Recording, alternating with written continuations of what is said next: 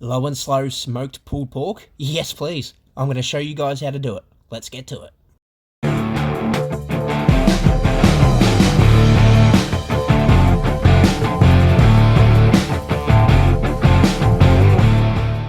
So today for this pulled pork, we're using a full pork shoulder. So the first thing we're going to do is trim off the fat cap. Now you can either keep this and use it for crackling, or just throw it away. But basically it won't render down and it won't cook properly. So once you trim the full fat cap off, leaving a 1/4 inch of fat, use a rub of your choice. Today I'm using my Grill Marks Barbecue Raunchy Rib Red Rub, which is perfect for anything pork.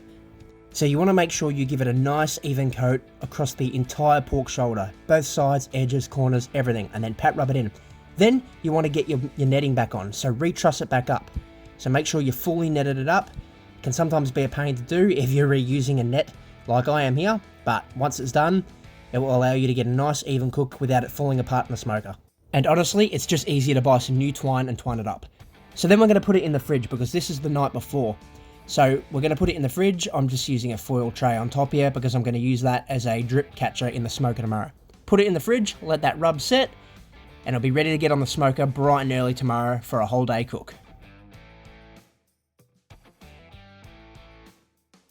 Alright, it's bright and early the next day and we're getting the Oklahoma Joe's Highland Offset Smoker fired up. So today we're using our chimney starter, filling it completely full of Heat Beads original briquettes.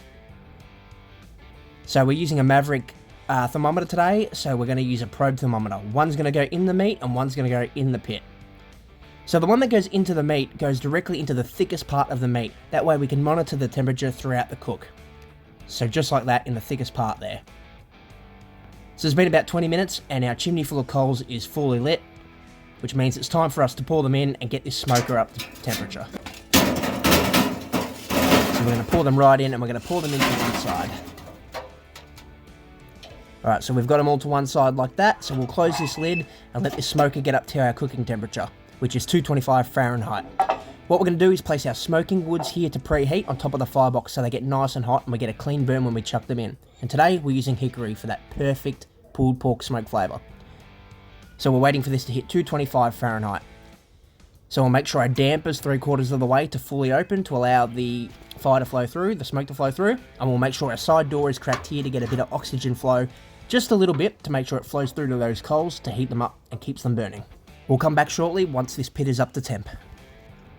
Okay, so our pit's up to 225 Fahrenheit, which means it's time to get our pork shoulder in. So we've put our aluminium foil drip tray in and we're going to sit the pork shoulder right on top of it with our thermometer in place and our ambient thermometer on the outside there as well.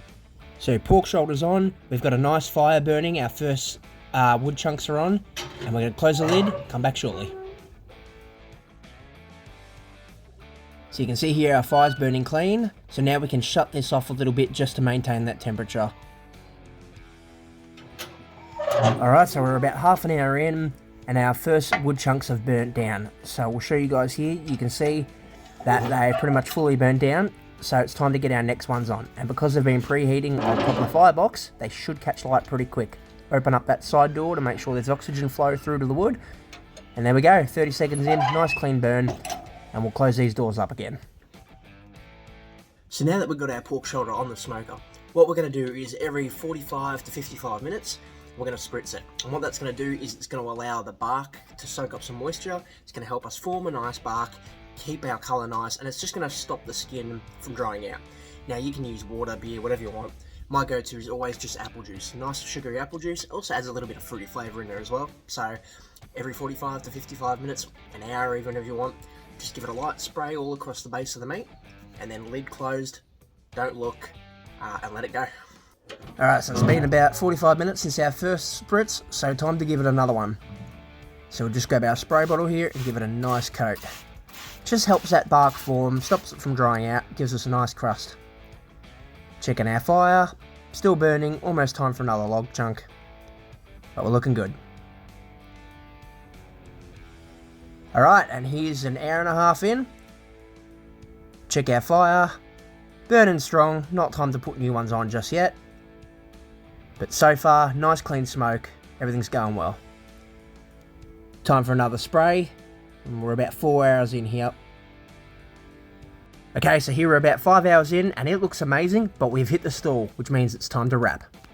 So the stall is basically where the temperature very slowly stops and moves up, and what you can do is wrap your meat to speed up that cook. You can use aluminium foil or butcher's paper. I prefer butcher's paper because it doesn't destroy the bark.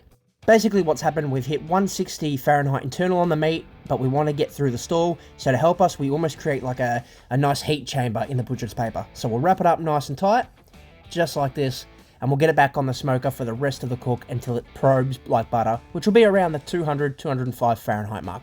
Once it hits that point, it will be ready to take off and rest. Alright, so it's the next day. So what had actually happened is, right after we wrapped up that pork shoulder, it started absolutely pouring down with rain. So I had to scurry under cover. It was supposed to be a nice day, so I hadn't cooked under a pergola under shelter. Things got messy and I had to sort of pack up and let the cook go and didn't get a chance to film the rest. However, after we did pull it apart and rest it, we did get some footage of the end result. So basically what we did, once it hit the stall in the butcher's paper, let it smoke till it hit around 200-205 Fahrenheit internal, and basically once the meter thermometer was probing through like butter. Once it was doing that in all edges, take it out of the smoker, put it in an esky with some towel, still wrapped in the butcher's paper, let it rest for about an hour and a half, took it out, it was nice and hot, it was ready, and it was still probing nice, so then we just shredded it apart by hand. And it just pulled apart. So that's the rest of the cook. Here's the results. Whilst you didn't get to see the tail end of the cook, here's the end results. A bit of brown sugar, a bit of sauce, apple juice in there, boated at the end once we pulled it, and it was perfect. Thanks for watching, guys. Cheers.